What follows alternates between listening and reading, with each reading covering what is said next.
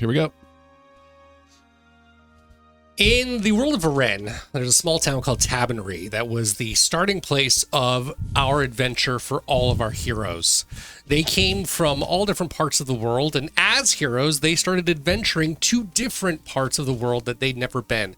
At least for some, it may have been a homecoming. For others, it was completely different. For example, we all went to Hell at one point. No one lived there, but that was a new adventure that we came up and out of. Being the heroes that we were, we grew and changed, but some of us changed dramatically.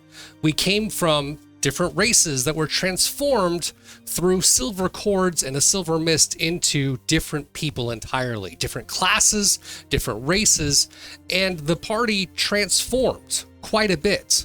After going through areas of Navarre, fighting off blood witches, and then reasserting power for blood witches down in Thave, we found ourselves in need of a new formation. We all got back together after about a month of heavy adventuring to find that there was a new force of danger that was coming up. There was a dragon that was inside Canabrin, the capital city of Calavier, far off to the east of where we are located. We worked with some new allies that joined us, Lord Ansgar and Goli, both dwarves from the previous Grey Hall up in the north, but now lived in Canabrin and called on us for help. They joined us in the party. We went out to find this dragon. They didn't have direct knowledge that took us there, so we had a bit of a couple of quests we went through. Golly had an idea to head down to a small town to find a tool that was intended to help us defeat dragons.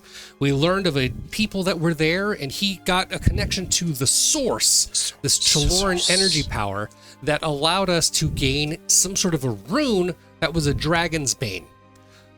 Galen was able to grab that rune and put it on his sword, and so we were getting ready to head out and actually defeat this dragon in battle. But while we were there, we were encountered by a small nobleman. Small at the time, at least it seemed to us. He was a part of the same race we thought, but he could control reality in a different way. He called himself Cord. And one of the things that he was very clear with us is that he could alter reality as we needed it, and that we needed to prove ourselves to him as heroes. As a way of doing so, he allowed us to continue to go after this dragon and fight it, and if we could defeat it, possibly become the heroes he expected us to be. With that very vague notion, he waved us off, vanished, and we continued on our journey.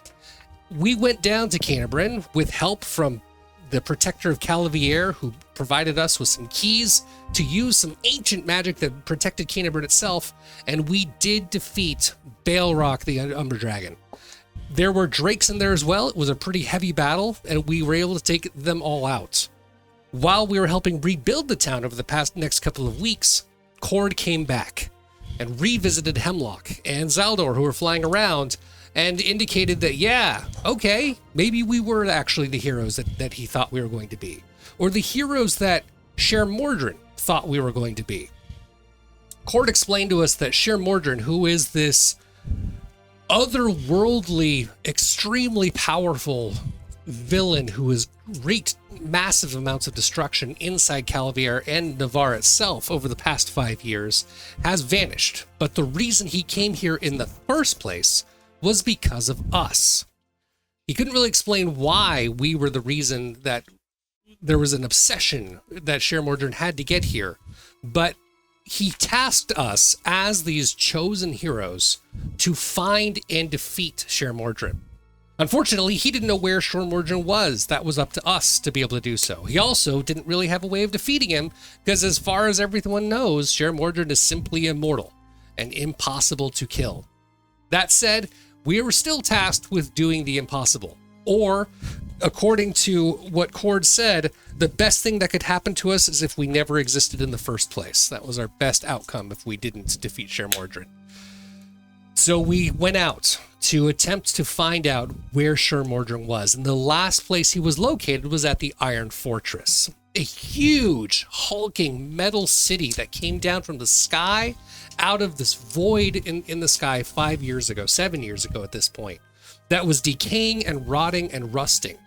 We flew our ship, the Wake, onto the Iron Fortress, left Jericho behind to keep it safe, while the rest of us ventured into this rust bucket of a giant place to locate and find any clues we could find to be where Shermorgen might be.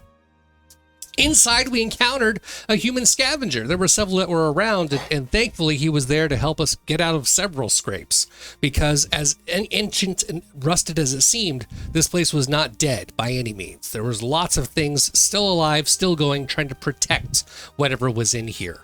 The goal that we were looking for was, again, to find any information on Shermorgen, and Hugo Mann, our scavenger guide, started taking us through, as well as we could help him out and provide any treasures that we could find. Going through the Iron Fortress, we did find that there were not just creatures that were there to protecting it, but there were also prisoners. People that have been separated from their limbs and kept alive through horrible, horrendous torture methods inside chains and torturing that we killed mercifully just to end their poor existence. One of the said creatures was a woman who was separated out from her head and her bones and her arms, only held together by silver cords. And apparently this is who Hugo had been looking for all the years that he'd been here. Hemlock knew exactly what to do whenever he saw silver cords, as he was also instructed and informed by Cord to destroy them. Silver cords meaning changing in reality. And if we want to keep the reality the way it is, they all have to be destroyed. So he did, even though they were connected to this poor woman's body. Once they were destroyed, so was Hugo. His heart was not in it any longer, but he still stayed true to his word and continued to guide us through the Iron Fortress. We've made it through a couple of different, very difficult areas, encountered horrible beasts, including one that wasn't even from this plane of existence, some sort of a hulking void creature.